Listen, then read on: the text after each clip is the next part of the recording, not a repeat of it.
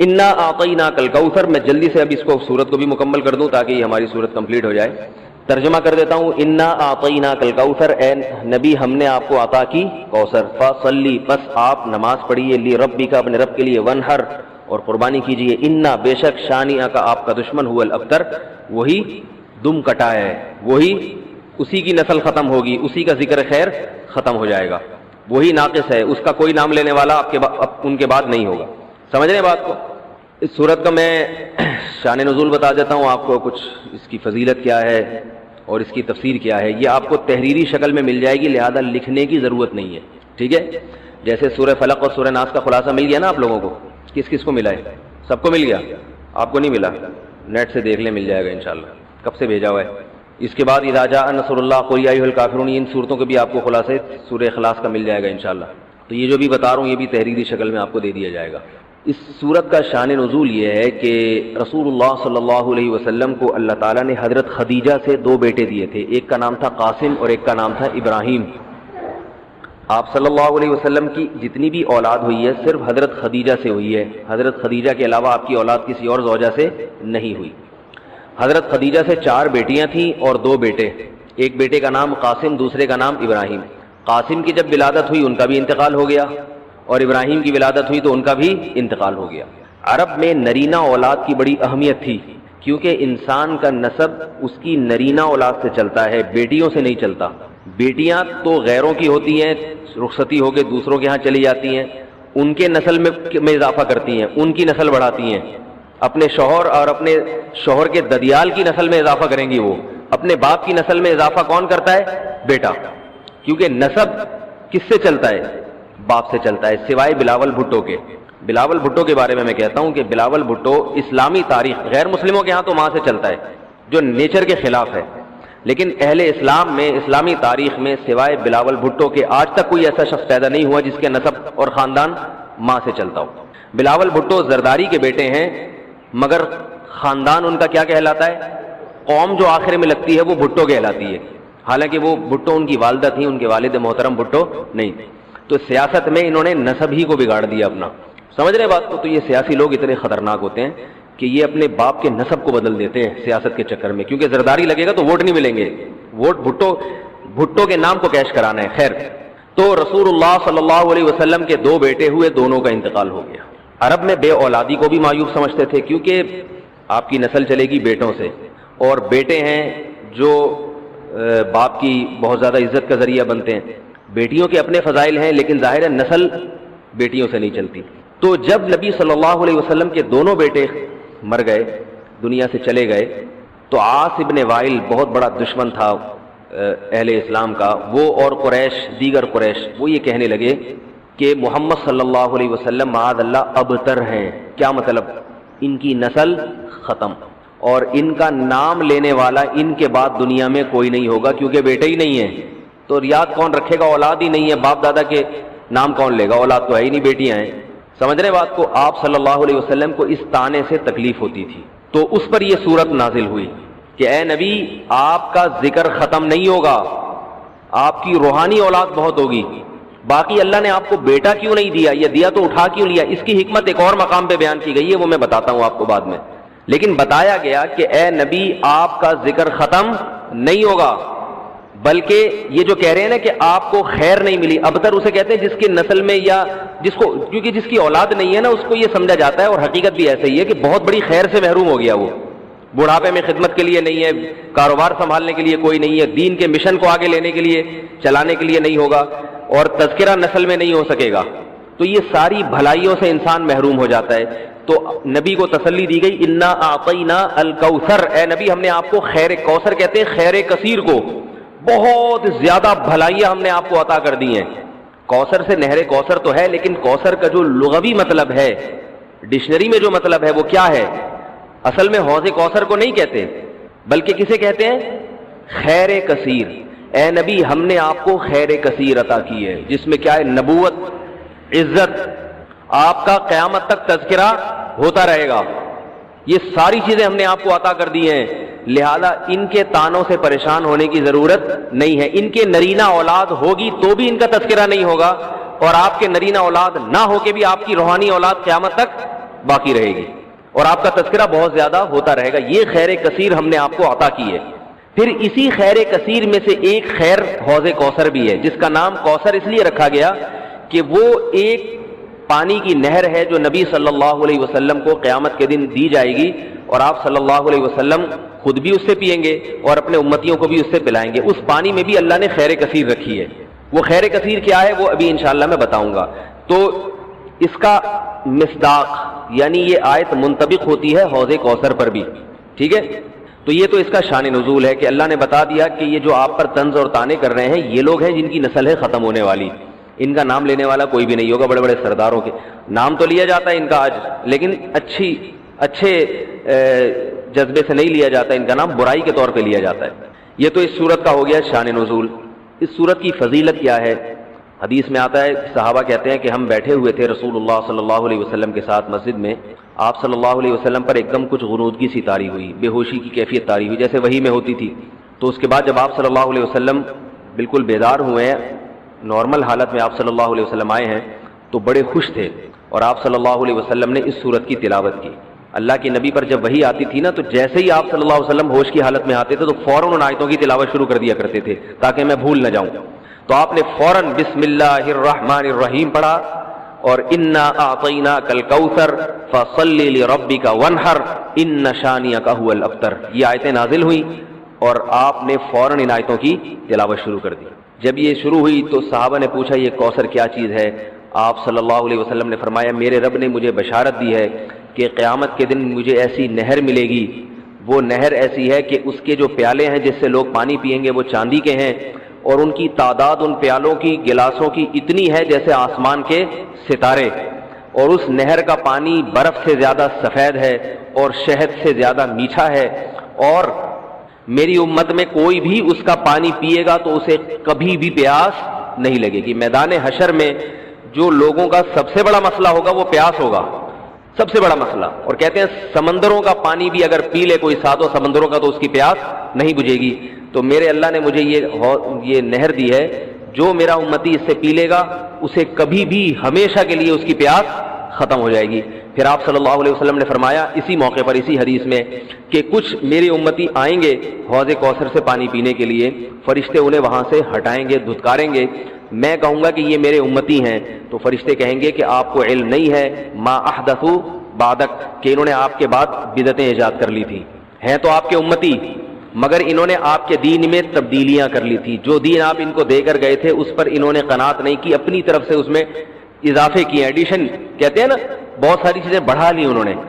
تو اس میں وعید بھی آپ صلی اللہ علیہ وسلم نے بتا دی کہ حوض کوثر سے بدعتی کو پانی پینے کی توفیق نہیں ملے گی. تو یہ تو اس صورت کی فضیلت ہو گئی. اب اس صورت کے مضامین کیا ہیں, تفسیر کیا ہے اس کی, اس کے اسباق کیا ہوتے ہیں, یہ انشاءاللہ پھر. تو جب نبی صلی اللہ علیہ وسلم نے فرمایا نا کہ تم موت کے بعد دوبارہ زندگی ملے گی, تمہیں اللہ کے سامنے حساب و کتاب دینا ہے, تو وہی مشہور سوال تھا سأل سائل بعذاب واقع. اللہ فرماتے ہیں واقع کب ہوگا یہ تو میں نہیں بتاؤں گا, میرا اصول ہی نہیں ہے کہ میں قیامت کا علم بتا دوں, لیکن اتنی بات ہے للکافرین لیس له دافع. جو بھی اللہ کا منکر ہے, اللہ کو نہیں مانتا, اللہ کے حکام کو فالو نہیں کرتا, جب وہ عذاب آئے گا تو دنیا کی کوئی طاقت اس عذاب سے ان کو بچا نہیں سکے گی. تعرج الملائکۃ والروح الیہ فی یوم کان مقدارہ 50,000 سنہ. 50,000 سال کا ایک دن ہوگا. کہیں 1,000 سال اللہ نے ذکر کیا میدان حشر کے بارے میں, کہیں 50,000 سال. تو علماء نے بیان کیا یہ لوگوں کے حالات کے حساب سے ہوگا. یہ ٹائم کے جو یونٹ ہے نا یہ ہر ایک کے حق میں مختلف ہوتے ہیں. دیکھو جب ہم پیدا ہوئے تو ہم کائنات کو بننے کے اربوں سال کے بعد پیدا ہوئے ہوں گے نا, تو کیا ہمیں انتظار کرنا پڑا؟ بولو نا کیا ہو گیا؟ اگر ہمیں اللہ انتظار کرواتا ابھی تم عالم ارواح میں ہو 1 ارب سال کے بعد تمہارا نمبر آئے گا, تو میں تو بوریت سے مر چکا ہوتا. کیا خیال ہے بھائی؟ جہاں فلائٹ 1 گھنٹہ لیٹ ہو جائے انتظار میں آدمی ٹینشن میں چلا جاتا ہے, لیکن ہم تو جب آئے تو ہمیں تو لگا کہ کائنات کی ابتدا آج سے ہو رہی ہے جب ہم نے ہوش سنبھالا, کیونکہ ہمارے وہ یونٹ جو تھے نا, جو وقت کی اکائیاں ہیں, وہ ہمارے حق میں اسٹارٹ ہی نہیں ہوئی تھی. تو اسی طرح مرنے کے بعد جو مردے کے لیے جو ٹائم کے یونٹ ہے نا وہ چینج ہوتے ہیں. ورنہ جو مردہ بیچارہ 20,000 سال پہلے دفن ہوا ہے وہ تو قبر میں کوئی عذاب نہ بھی ہو رہا, وہ تو پڑے ہی بور ہو گیا ہوگا کہ اللہ قیامت لے آ, میں تو ٹینشن میں آ گیا ہوں, 20,000 سال ہو گئے مجھے.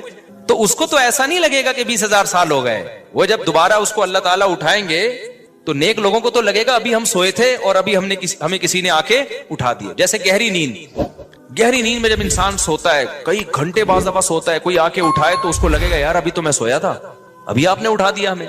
تو سوتے ہوئے آدمی کے ٹائم کے یونٹ الگ ہوتے ہیں, مرنے کے بعد کے ٹائم کے یونٹ الگ ہوتے ہیں, عالم ارواح کے الگ تھے. اور بعض تو یہ بھی میں نے سنا ہے کہ دوسرے سیارے پہ آپ چلے جائیں نا زمین کے علاوہ تو وہاں بھی ٹائم کے یونٹ چینج ہو جائیں گے. تو اسی طرح آخرت کے ٹائم کے یونٹ بالکل الگ ہے. ایک دن 50,000 سال کی, دنیا کا جو 50,000 سال ہے نا وہ وہاں کا ایک دن ہوگا. کسی کے حق میں 1,000 سال, کسی کے حق میں 50,000 سال. یہ وہ ہے جب حساب و کتاب جس میں ہوگا. تو اللہ نافرمانوں کو عذاب سے پہلے نہ حساب و کتاب کا عذاب دیں گے. اللہ ہم سب کو اس عذاب سے محفوظ رکھے, جس کو قرآن نے ایک جگہ بیان کیا, یجعل البلدان شیبا, وہ ایسا دن جو بچوں کو بوڑھا کر دے. ایسا دن یفر المرء من اخیہ, انسان اپنے بھائی سے دور بھاگے. اس لیے بڑے بڑے اللہ والے وہ جہنم سے زیادہ پناہ مانگا کرتے تھے میدان حشر کی سختیوں سے. جہنم تو اس سے زیادہ سخت ہے, لیکن میدان حشر کوئی کم چیز نہیں ہے, وہ کوئی کم عذاب نہیں ہے. تو اللہ فرماتے ہیں کہ 50,000 سال کے برابر ایک دن ہوگا. فاصبر صبرا جمیلا انہم یرونہ بعیدا. جب مشرک بار بار کہتے بھائی چھوڑو, ابھی لے آؤ نا, ابھی لے آؤ, تو نبی صلی اللہ علیہ وسلم کو پریشانی ہوتی کہ بھئی اللہ وقت بتاتا کیوں نہیں ہے, بتا دے تاکہ میری جان چھوڑیں یہ لوگ. تو اللہ نے پیغمبر صلی اللہ علیہ وسلم کو تسلی دی, فاصبر صبرا جمیلا, اے نبی آپ صبر جمیل کریں. صبر جمیل وہ صبر ہے جس میں ذرا بھی شکایت نہ ہو. انہم یرونہ بعیدا, اے نبی یہ لوگ سمجھتے ہیں اس کے آنے میں بہت ٹائم ہے, لاکھوں کروڑوں سال ہیں. ونراہ قریبا, جبکہ ہم دیکھ رہے ہیں بس آنے والی ہے. کیوں؟ جب آپ مر گئے نا, ابھی دیکھو ہو سکتا ہے 1,000 سال باقی ہوں قیامت آنے میں, ہو سکتا ہے 20,000 سال باقی ہوں, لیکن ہمارے مرنے کے بعد ہمیں نہیں لگے گا 20,000 سال. ہمیں تو ایسا لگے گا ابھی ہم مرے تھے اور اتنی جلدی اللہ نے قیامت قائم کر لی. تو ہمیں تو اپنی موت کے حساب سے چلنا ہے بھائی. ہمیں کیا پتا کہ ہمیں کیا کرنا ہے اس سے کہ 50,000 سال بعد قیامت آئے یا 1 کروڑ سال بعد آئے. جب ہم مر گئے تو ہماری قیامت واقع ہو گئی ہے, ٹائم کے یونٹ ہمارے حق میں چینج ہو جائیں گے. تو اس لیے اللہ کہتے ہیں انہم یرونہ بعیدا, اے نبی یہ سمجھتے ہیں بہت بعد میں آئے گی قیامت. ونراہ قریبا, ہم تو دیکھ رہے ہیں کب ہے, بالکل قریب ہے, زیادہ ٹائم نہیں ہے. یوم تکون السماء کالمہل, اللہ فرماتے ہیں جس دن آسمان تیل کی تلچھٹ کی طرح ہو جائے گا, ایسے پگھل جائے گا آسمان. اتنی بڑی تباہی آنے والی ہے اس کائنات پہ جس پہ ہم فخر کر رہے ہیں, اس یہاں کے شاپنگ سینٹروں پہ فخر کر رہے ہیں. میں بھی ایک پروگرام میں گیا نا اسلام آباد میں, بڑا زبردست پروگرام تھا, بڑے بڑے تاجر آئے ہوئے تھے, تھوڑا سا موٹیویٹ کرنا تھا لوگوں کو تاکہ پیسہ کمائیں. تو یہ تو اچھی بات ہے, اسلام تو آپ کو بزنس کا پیسہ کمانے کا حکم دیتا ہے تاکہ ہم بھکاری پن سے نکلیں. بھکاری پن کو تو پسند نہیں کیا گیا نا, ایک شخص بھیک مانگتا ہے, نبی نے اس کو پسند نہیں کیا, تو پوری قوم پورا کنٹری بھکاری بن کے IMF کے سامنے کشکول لے کے کھڑا ہوا ہو, تو ہمارے نبی اس کو پسند کریں گے کہ کوئی مسلمان قوم ہو اور قومی سطح پہ بھکاری بن چکی ہو. تو یہ علماء کی ذمہ داری ہے لوگوں کو پیسہ کمانے کی ترغیب دیں, بزنس کی طرف لے کر آئیں, یہ مذہبی ذمہ داری ہے. تو میرا اس میں کوئی کمیشن نہیں تھا, میں گیا, میں نے تقریر کی, لیکن ایک چیز کا مجھے اندازہ ہوا کہ یار ایک چیز یہاں پیدا ہو رہی ہے, پیسہ کمانے کے ساتھ پیسے کی محبت بھی آ رہی ہے. تو مجھے خیال ہوا میں اپنی اسپیچ میں ایک بات کہوں کہ آپ یہاں آئے ہیں, سارے ارب پتی کروڑ پتی تاجر ہیں, سب اپنے اپنے تجربے شیئر کر رہے ہیں کہ میں یہ کرتا تھا, آج میں نے اتنے روپے کما لیے, میں یہ کرتا, تاکہ لوگوں کو موٹیویشن ملے. اچھی بات ہے, بہت اچھا پروگرام تھا. تو مجھے خیال ہوا کہ ایک بات میں کہوں کہ ضرور, لیکن ایک چکر نہ ہفتے میں ایک دفعہ قبرستان کا ضرور لگایا کرو تاکہ نیتیں ٹھیک ہو جائیں پیسہ کمانے سے. ایسا نہ ہو یہ پیسہ قارون بنا دے آپ کو. ایک دفعہ ایسا کیا کرو, جیسے یہ پروگرام ہو رہا ہے بڑا زبردست, لوگ آ رہے ہیں, ایوارڈ مل رہے ہیں, اور تو یہاں سے نکل کے, لیکن میں نے کہا نہیں, میں نے کہا یہ ان کے مینٹل لیول سے نا اوپر کیجیے, ہر چیز ہر جگہ کہنے کی نہیں ہوتی. یہ کہیں گے مفتی صاحب رنگ میں بھنگ ڈال کے چلے گئے, اچھا والا ہم دیکھ رہے تھے اتنے کروڑ پتی لوگوں کو سن کے ہمیں بھی خواب آ رہے تھے کل ہمارے پاس لینڈ کروزر ہوگی, 4 شادیاں ہوں گی, اب پیسہ ہوگا زبردست, یہاں جائیں گے وہاں جائیں گے. یہ مولوی نے آ کے یہاں بھی کیا کر دیا, قبرستان کی باتیں شروع کر دی. تو وہ مناسب نہیں تھا, لیکن دل چاہ رہا تھا کہ میں ان سے کہوں اگلا پروگرام وہ بول دوں گا کہ بہت زبردست پیسہ کمائیں, ایک دفعہ جا کے قبر میں جو آپ سے پہلا کما کے چلے گئے نا پہلے کما کے. یہ یوٹیوبرز تو یہاں آ رہے ہیں, اپنا ایکسپیرینس شیئر کر رہے ہیں, میں ایسا کانٹینٹ بناتا ہوں اور میں ایسے محنت کرتا ہوں. اچھی بات ہے, مجھے بڑی خوشی ہو رہی تھی, تھوڑی سی امیدیں ہوئی کہ شاید پاکستان اب شاید اچھی سمت میں جانا شروع ہو جائے.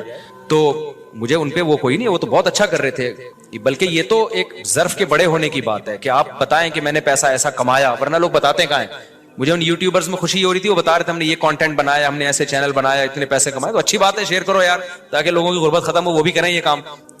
لیکن ساتھ ساتھ ایک بات, یہ پیسہ آپ کو سلیمان علیہ السلام جیسا بھی بنا سکتا ہے اور قارون اور فرعون جیسا, ابو بکر عثمان جیسا بھی بنا سکتا ہے اور ابو جہل جیسا بھی بنا سکتا ہے. کیا خیال ہے؟ یہ سارے پیسے والے لوگ تھے نا. تو آپ پیسہ کما کے سلیمان علیہ السلام جیسے شکر گزار بن جاؤ, عثمان ابن عفان جیسے غنی بن جاؤ, عبد الرحمن بن عوف جیسے بن جاؤ. اس کے لیے ضروری ہے کہ ہفتے میں ایک دفعہ قبرستان کا وزٹ اپنے خرچے پہ کر لیا کریں, اور ایسے ہی نہیں گزرتے ہوئے وہاں جا کے کھڑے ہو کے قبروں پہ دیکھا کریں کہ میں جتنا بھی بڑا بن جاؤں, میرے یوٹیوب پہ چینل پہ 10 ملین بھی سبسکرائبر آ جائیں, لیٹنا میں نے کہا ہے تھوڑے دنوں میں جا کے بھائی اس قبر کے اندر. لہذا اس پیسے سے میں اس قبر کی تیاری کر لوں تو فائدہ ہے. اور اگر یہ لینڈ کروزر ہی میرا مقصد ہے اور میرا مقصد عیاشی ہی ہے اور شو مارنا ہی ہے, بھائی پھر یہ تو قارون نے آپ سے زیادہ کما لیا. ان خزانوں کے ساتھ ہی زمین میں دھسا ہے وہ.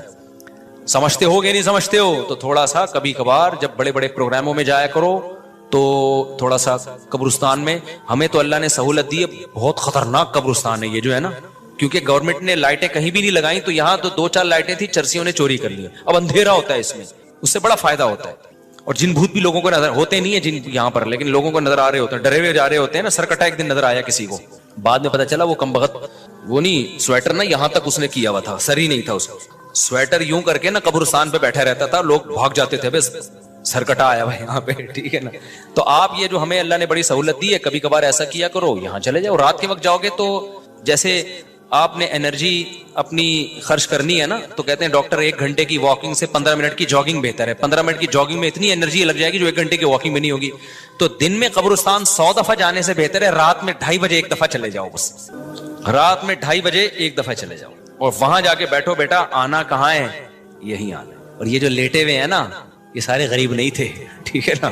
ان میں بہت سارے کروڑ پتی تھے, ارب پتی تھے, 4 شادیوں والے بھی تھے, 1 والی بھی تھے, اور بچوں والے بھی تھے, بغیر بچوں والے بھی تھے, جوان بھی تھے, بڈھے بھی تھے, 30 سال کے بھی تھے, 15 سال کے بھی تھے, 6 مہینے کے بچے بھی تھے. کیا نظر آ رہے ہوں گے خبریں, جا کے دیکھو. کل ہوس اس طرح سے ترغیب دیتی تھی مجھے. وہ ایک شاعر نے بڑا شعر کہا ہے کہ مجھے ہوس جو ہے نا وہ ترغیب دیتی تھی. ہوس نہیں ہوتی پیسوں کی دولت کی, کہ یہ سکندر ہے, ہاں وہ کہ جو ہے نا, مجھے پورا شعر یاد نہیں, 20 سال ہو گئے سننے ہوئے اس کو. اس کا خلاصہ بتا رہا ہوں کہ ہوس مجھے ترغیب دیتی تھی کہ بھائی پیسہ کماؤ, پھر یہ عیاشی اور اتنی عزت اور ایسا کچھ ہوگا اور بڑے مزے ہوں گے نا, اور نائٹ کلب جائیں گے, شرابیں پیئیں گے اور یہ کچھ کریں گے. کہہ رہے ہیں ایک دن کیا ہوا, مجھے جو ہے قبرستان سے میرا گزرنا ہوا, تو مجھے جو ہے نا میری ہوس نے جو ہے نا مجھے 2-4 قبریں دکھائیں اور کہا یہ سکندر ہے, یہ دارا ہے, یہ کیکاؤس ہے. یہ سکندر اعظم کی قبر ہے, لاکھوں باندیاں تھیں اس کے پاس. آپ تو 2-4 گرل فرینڈ پہ فخر کر رہے ہو. گرل فرینڈ نہیں, لاکھوں باندیاں. گرل فرینڈ آپ کے تابع نہیں ہوتی, باندی تو جیسے آپ بولو گے بھائی جو کام آپ اس کے ذمہ لگاؤ گے وہ بھاگ نہیں سکتی, نوکر ہے آپ کی.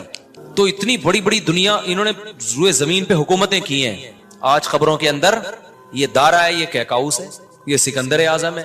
بڑے بڑے بادشاہوں کی قبریں آپ کو نظر آئیں گی پڑے ہوئے اندر. اب نئے زمانے میں شعر کو ہم یوں چینج کر دیں گے, یہ 10 ملین والا ہے سبسکرائبر تھے, یہ 20 ملین والا, یہ 50 ملین والا. ایک کلپ بعض ایسے مشہور ہو جاتے ہیں, کھجا بھی رہے ہوں گے نا, بس یہ اپنی کھجانے کی ویڈیو ڈال دیں یوٹیوب پہ, لاکھوں روپے کما لیتے ہیں بیٹھے بیٹھے. بعض ایسے مشہور ہو گئے, کچھ بھی نہیں کرے نا, بس وہ کہے کہ ناڑا باندھتے ہوئے دکھا دیں, میں ناڑا باندھ رہا ہوں, میں ناڑا ایسے ٹائٹ کرتا ہوں, زار بند ایسے ٹائٹ کرتا ہوں. اتنے مشہور ہو گئے ہیں وہ, بس لوگ دیکھنا چاہتے ہیں. لوگ پتہ نہیں کیا ہو گیا اب. اللہ یار, وقار زکا نے کل ایک بڑی اچھی ویڈیو وائرل کی ہے یوٹیوبرز کے بارے میں, کہ اب میں وہ یوٹیوبرز کی وہ ویڈیو پہ جو اس نے کمنٹس کیے وہ تو نہیں بتاؤں گا کیونکہ اس پھر وہ اس کا نام لینا کسی کا ٹھیک نہیں ہے. اس نے کہا یار یہ عجیب ولاگر عجیب ٹائپ کے آ رہے ہیں, کچھ بھی کر لو, کچھ بھی کر لو, ملین ایک دن میں 1 ملین ان کے ویوز ہو جاتے ہیں. تو انہوں نے کہا یہ ان ولاگرز کا قصور نہیں, یہ قوم کا قصور ہے. اس نے بڑی اچھی بات کی, اس نے کہا یہ قوم کدھر کو جا رہی ہے بھائی. واش روم میں بیٹھا ہوا بندہ دکھا رہا ہے, دیکھیں آدھا اوپر والا دکھا رہا ہے. میں کہتا ہوں اگر وہ نیچے والا پورشن دکھا دے نا, یوٹیوب چینل بند کر دے گا, بولے گا بھائی اتنے سبسکرائبر اتنا کراؤڈ ہم برداشت نہیں کر سکتے, ڈی مانیٹائز کر دے گا یار. کہے گا بھائی یہ ہمارے بس میں اب. تو لوگوں کی نیچر دیکھو یار, کچھ بھی جو مشہور ہو جاتے ہیں ایک دفعہ مشہور ہو گئے نا, بس اب کچھ بھی کریں گے.